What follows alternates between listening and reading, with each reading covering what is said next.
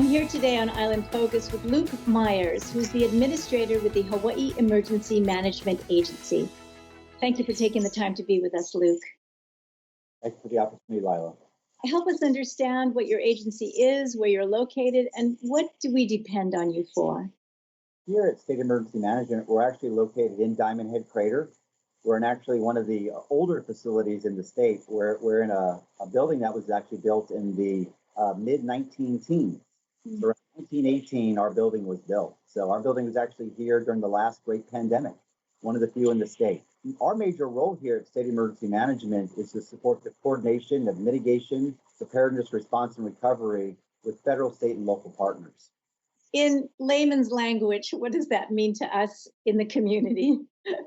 Yeah, so we're full of jargon here at State Emergency Management, but our bottom line is we help our partners get ready for all types of disasters, whether they are natural or humanly caused. And at the same time, we want them to be able to have plans in place to be ready for when those incidents occur. So like with a hurricane approaching, we get various partners together on the phone or for video teleconferencing like we've been doing for the pandemic, and we prepare for a tropical system that may be impacting us. On the other hand, we do a lot of public education and outreach with the various partners throughout the state.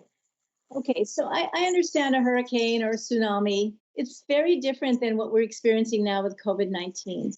What is your interplay with the community? And also, how are you helping us navigate through this? Yeah, so we have an all hazards approach here at State Emergency Management. So we work and support the 4 counties. We have 4 peer county emergency managers: Honolulu, Hawaii, Maui, and Kauai.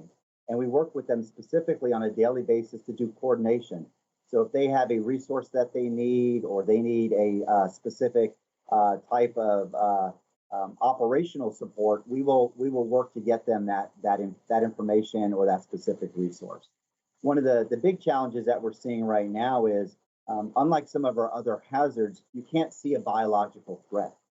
So really communicating to the public the need to physically distance, the need to protect our kapuna, to really be prepared, is an ongoing message with all of our partners that we have to keep up during these times.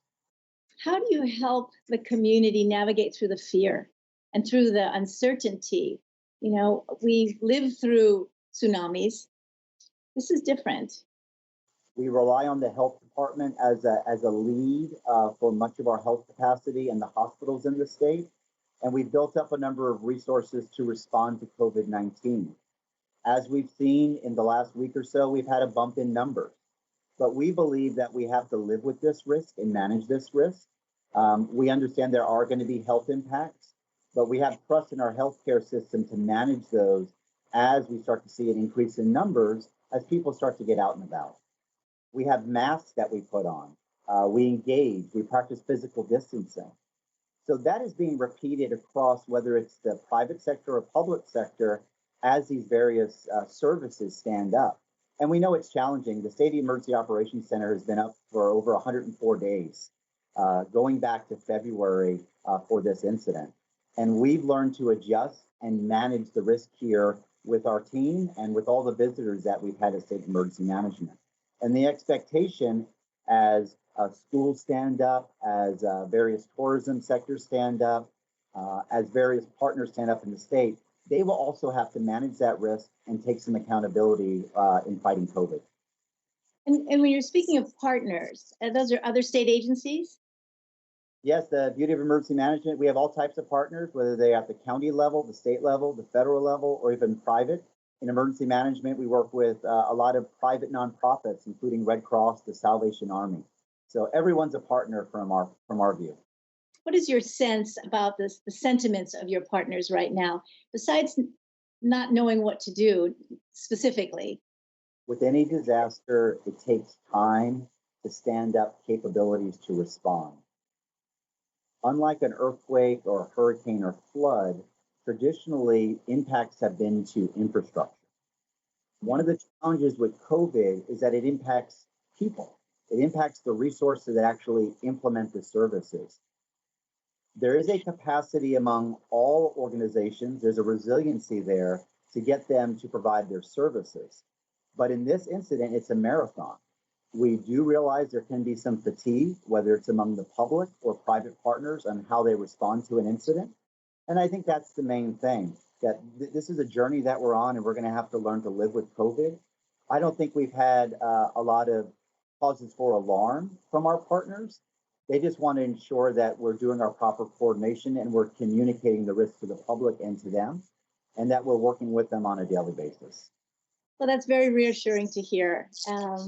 A parting message for our audience from your agency. We're an all-hazards organization, and we understand that these are trying times for all those in the community. We ask you to continue to be resilient. This is a marathon. This is not a sprint. We're going to have a lot of ups and downs in the next couple of months, even into next spring. But we want you to know that State Emergency Management is here doing our coordination, but you all must take some accountability in preparing you and your families for whatever disasters that may come about. And we appreciate this opportunity to communicate with you all during these times. Well, thank you very much again for your affirmation that we will get through this and to minimize our resistance against it. Yes, ma'am. And I would ask you for further details regarding State Emergency Management. Please visit our website at ready.hawaii.gov. We have a lot of information there that individuals can consume and make themselves better prepared on. Thank you. Thank you so much, Luke. Thank you for joining us. Yes, ma'am. You have a nice day. We just had the opportunity to meet Luke Meyers, who's the administrator with the Hawaii Emergency Management Agency. Mahalo.